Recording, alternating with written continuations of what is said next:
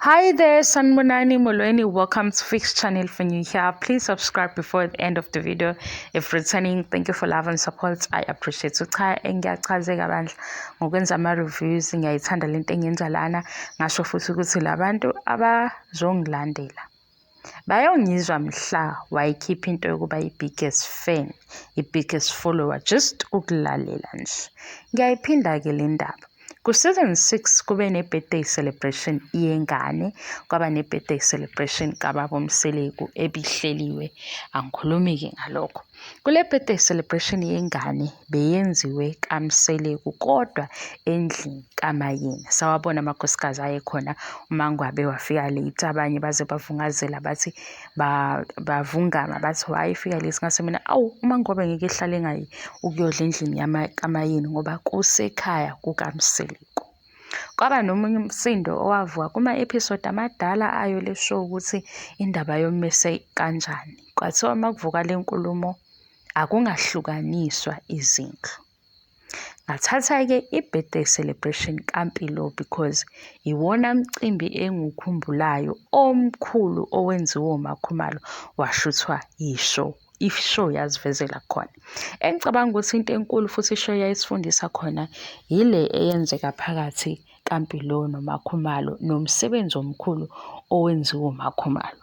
Ngithi-ke kumuntu ofuna ukuphikisa lo mcimbi kaMakhumalo ngoba mhlampe ngenxa yokuthi bekukhona uMayini, kahle kahle udiscredita umsebenzi kaMakhumalo. Lo mcimbi mkhulu ngale ndlela ukuthi i-TV show ifunile ukuthi isivezele. Lo mcimbi mkhulu ngendlela yokuthi bekuhambe nabantu abadala okuyifamily kaMakhumalo because uMpilo usengena ndawo zothuka Khumalo nakaMseleku. Kungenzeka ukuthi wawenziwe endlini enkulu noma wawenziwe kwindlu kaMseleku le eyenza imicimbi ukuze kuzongena abantu. Noma ngasiphi isizathu ake siwushintshe nje sithi bewenziwe endlini kaMangwabe ngamabomu. Indlu kaMangwabe kusendlini kaMangwabe Mseleku okuyindlu kaMseleku. Into eyenzeka egcekeni eyisiphithiphithi ibathinta bonke. Kodwa ephuzwini le-event nomcimbi ne-organizer or-planner lo obahostayo unkosikazi wesithathu okuMakhumalo. Mina ngithi kungenzeka yini ukuthi emehlweni kankosikazi owenze into enkulu kangaka wafundisa nezwe ukuthi uyakwazi ukuthatha ingane ka-husband uyithande ngalolu hlobo kuze kufike ukuthi ngisho izinto ezinhle mawunemali uyafisa ukuzenza. Usekukhohliwe yini lokhu ukuthi wenza lo mcimbi omkhulu engubalayo ukuthi mkhulu futhi angidebate nawe, ungadebate mawuthanda ungaze uzongiphikisa. Ngibuza ukuthi emehlweni akhe kuncane yini kanti lokho akwenza ngoba phela kithi esiyababukeli inkulu le nto eyenziwa uMakhumalo. Namanje futhi sisamncoma ukuthi yayinhle ingane igqoke u-white, idekho yayinhle. Into esayibona-ke eyenziwe u-second wife wabeka ikhekhe okwakuyikhekhe engibona ukuthi kwakuyilona-ke lo mcimbi le-birthday party. Kodwa iy'nhlelo zonke ngoba bonke ababekhona babonga u-third wife ukuthi siyabonga ngomsebenzi omkhulu. No-husband uqobo wathi uze ungakhohlwa imisebenzi kaMakhumalo. Ngesizathu sokuthi iyona yodwa i-event engikhumbulayo eyenziwe uMakhumalo bayiveza kuThando Nes'thembu. Ngikhomenta futhi kwiphuzu elivele kwishow. Manje masuzongifaka emzumbe ungenza umakhelwane enye-ke into leyo ngoba phela manje mawusuthi angingene emzumbe ngibe umakhelwane ngizongena mina and mase ngingena sengiwumakhelwane sengikulethela igaxa uwe futhi i-oxygen izophela ngoba ngithanda phela umuntu mayikhuluma. Yabo mawusungifaka kwimood yokuthi angihlebe ngempela ngizohleba ngale ndlela yokuba umakhelwane.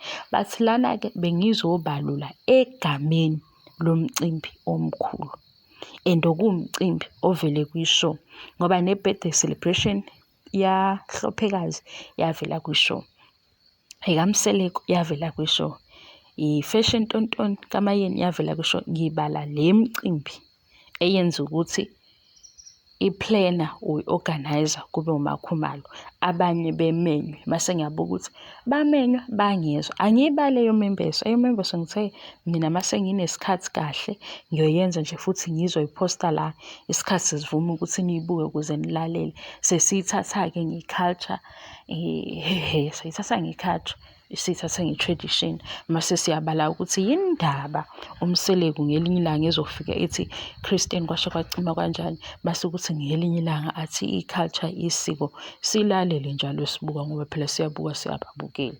Kodwa mawukuthi-ke udiscreditha umcimbi kamakhumalo ukuthi into encane, noma sewubala ngokuthi awubanga sendlini yakhe, hhayi okwakho lokho Sithando, okwakho lokho mina ngibala ukuthi kule event eyi-1 engisayibonile kwi-show yenziwe umakhumalo ngephakethe lakhe, ngoba sayibona indaba la kusakhulunywa indaba yengubo ne-makeup nayo yonke into. Kwakuwumakhumalo noMpilo be-excited nge-birthday celebration ezayo yengane. Kwaba-ke i-event nathi abasithatha basibeka kuyona, kwabamnandi. Kuthe sekwenzeka okunye, wathi umakhumalo no, nezinto engizenza egcekeni-ke zonke leza zindlu eziwu-4 noma beziwu-5 noma beziwu-10 zisegcekeni kaMseleku.